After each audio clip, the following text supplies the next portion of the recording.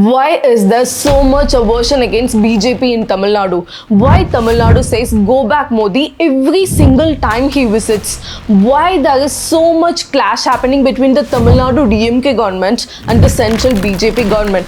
What exactly is the ground reality? I think as a Tamilian and also someone who knows history, I can explain this better.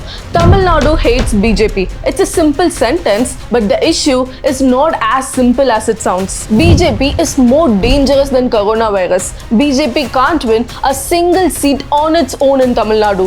Tamil Nadu will never accept Modi and BJP. These are few statements made by the politicians of Tamil Nadu.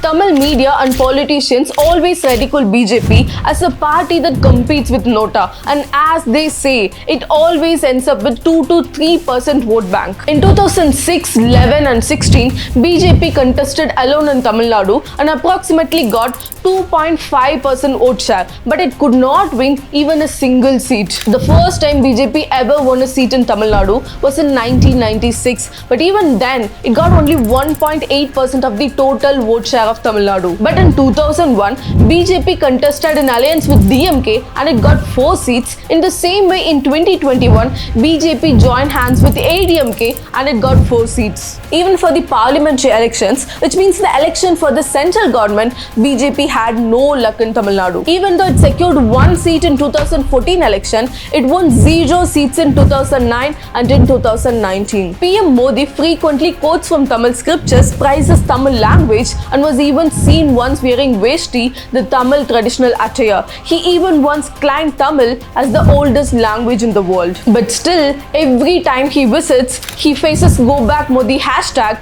trending in Twitter. But why? What exactly is the issue? What exactly is going wrong? Will the tables ever turn? Will the situation ever get better for BJP in Tamil Nadu? Well, I can predict to some extent, but I'm no expert in this. But there are experts out there. Like for example, I saw an article going viral about the Ram Mandir inauguration. An astrologer predicted in 2017 that Ram Mandir inauguration is going to happen in Jan 2024, and as he said, it happened. Earlier when I was a kid, if you have to see an astrologer, we'll have to make an appointment, and even then when you go there, the line will be huge and we'll have to wait for 2 to 3 hours. Now the technology has upgraded and we have an app called AstroTalk where you can talk to the best astrologers of our time. When will I get married? Whom will I get married to? How my career is going to be? How my business is going to be? We have so many questions. Using this app, we can talk to a good astrologer and understand the issues and get answers to our questions. I'm sharing the download link of AstroTalk in the description below, and your first chat with an astrologer will be completely free from my link. Back again,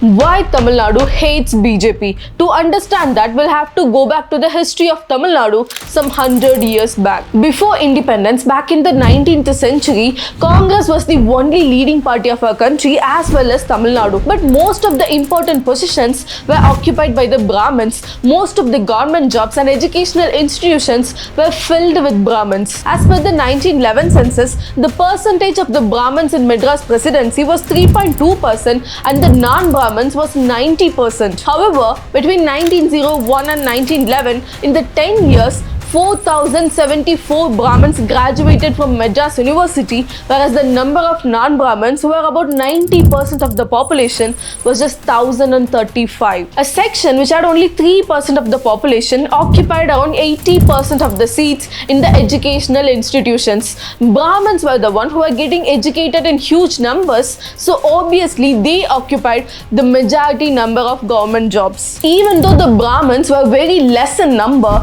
they occupied the majority of high-ranking positions in government offices as well as the educational institutions. To deal with this Brahmanical patriarchy, the Chettiar and Nair communities came together and formed a political party called the Justice Party. And the basic ideology of this party is anti-Brahmanism. But very soon their anger towards Brahmins turned as the hate against India getting independence, because they believed if Britishers had to leave, the Brahmins will take over the country country and they'll dominate the people of other caste. The Justice Party openly opposed Anni Besant and her home rule movement. It even campaigned against the non-cooperation movement of Mahatma Gandhi. Even though the Justice Party is said to represent all non-Brahmins, it served only the interest of few castes which already had a high status in the society. It left out the scheduled caste people, and this is one of the major reasons for the downfall of the Justice Party. Then in 1934, it came under the leadership of E.V. Ramasamy, who is popularly called as Periyar, and he merged the Justice Party with the self-respect movement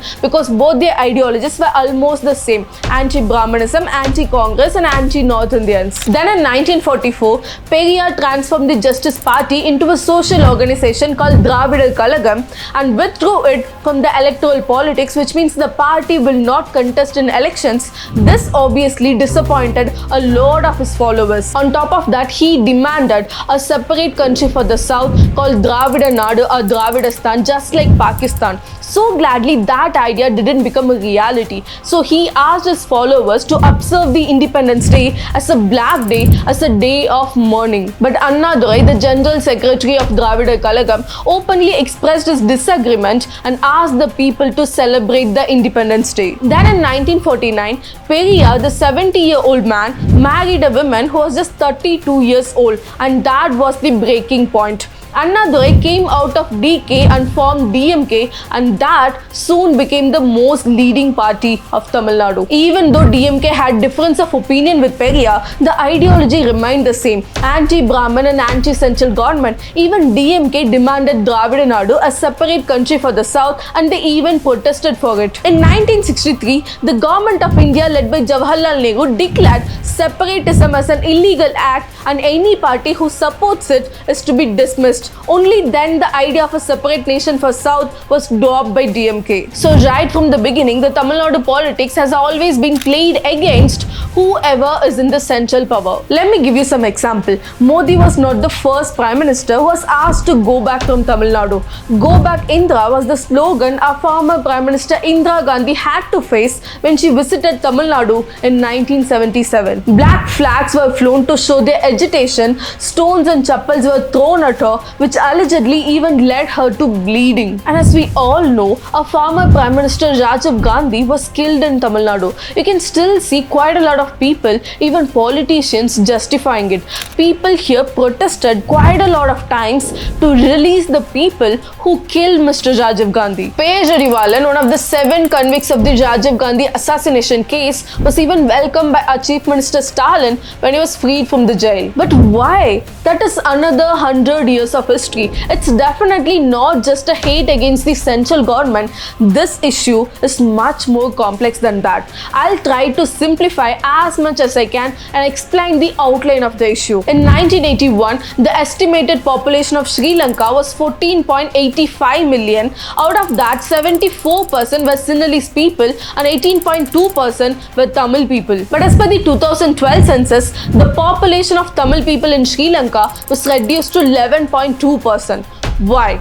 Because of a bloody civil war that happened there for a long time. LTTE, a Tamil revolutionary group in Sri Lanka, waged war against the Sri Lankan government, demanding more rights for the Tamil people of Sri Lanka, and this is a real bloody war. From 1983 to 2004, 54,053 Tamil people were killed in Sri Lanka, and another 25,266 people were made to disappear but never found again. Again in 2007, approximately 70,000 people got killed, and again in 2009, as per the United Nations estimation, 1 lakh Tamil people got killed in Sri Lanka. I remember those times very well. I was a 10-year-old seeing the war news, dead bodies, women lying around dead but naked, literally shattered me. Even if they lived in another country, they are literally our people.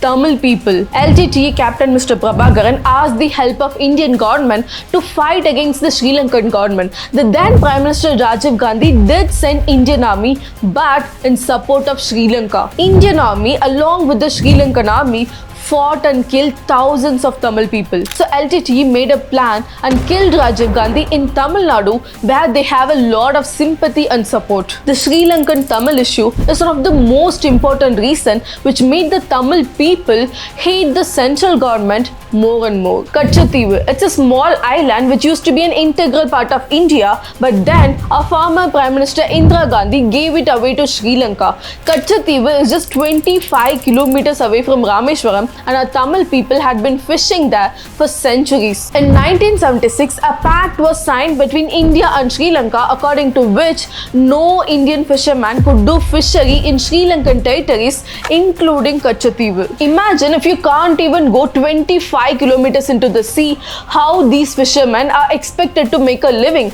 This directly affected their livelihood. So whenever Tamil fishermen went near Kachativu, they were shot dead or arrested. So far, 800 fishermen were killed by Tamil Navy just because they crossed the boundaries unknowingly. I clearly remember those times. Every morning, at least 1 or 2 deaths of fishermen would be reported. But I must agree, this has been reduced to a great extent after Modi came to power. This Kachativu issue and the killing of Tamil fishermen was another important reason for the grown hatred against the central government. Then the Kaveri water issue. It's a known fact that both Karnataka and Tamil Nadu has been fighting over Kaveri water for more than a century now. The failure of the central power to come to a proper solution definitely added up to the cost. Hindi imposition. This is definitely one of the major reasons. Tamil is the oldest living language. It's a classical language which can function absolutely on its own without deriving words from other languages. We Tamil people are extremely connected and proud of our language. You know, we don't say we speak Tamil, but we say we breathe Tamil. That's how much we are attached to our language. Since the independence, actually even before the independence, people in the central power has been pushing Hindi in one or other way, and this is something that will never ever work in Tamil Nadu. So here in Tamil Nadu, the hate against BJP is not simply the hate against BJP, but a long grown anger against the central power. Apart from this, there's a small section of hate particularly against BJP, and I would say it has its valid reasons. Number one, the ideology. The basic ideology of BJP is Hindi, Hindu, Hindutva, whereas the basic ideology of Dravidian parties, particularly DMK, is anti-Hindi, anti-Hindu, anti-Hindutva. But the irony is these two parties had been in alliance quite a few times before. Number two, incompetent leaders. Before Mr. Annamalai, there was no powerful leadership for BJP in Tamil Nadu, and Tamil Nadu is a state which has never been after a party. It's always been after a leader. You need a strong leader to make an impression here. Almost all the BJP leaders in Tamil Nadu before Annamalai were very soft-spoken, something that will never work in Tamil Nadu. Number three, NEET, GST and other new schemes. After Modi came to power, he took a lot of bold and revolutionary steps like demonetization, NEET and GST. These were highly politicized and not communicated well to the people. For example, a girl named Anita killed herself because she couldn't meet the cutoff and secure a seat through NEET exam. This was highly politicized, and these kind of sensitive issues caused a bit of aversion. This is completely 100% my analytics. If you feel like there is something else, I missed out something, feel free to share your thoughts in the comments. So to conclude the video, the hate you see now against BJP is not particularly for BJP, but a long-grown disappointment for the central power. Can this be rectified? I think yes, to some extent. Maybe if the central government manages to fix the Sri Lankan Tamil issue and the fisherman issue, and also gives importance to the native Tamil language. So will BJP ever grow in Tamil Nadu? I think it will. In fact, it has already. After Annamalai took control over the party, as of now, BJP has been acting as the opposition party in Tamil Nadu, whereas the actual opposition ADMK is nowhere to be found. So BJP has grown to some extent, definitely not enough to rule the state, but it has made a considerable progress. What exactly is the number? For that, we need to wait until the elections.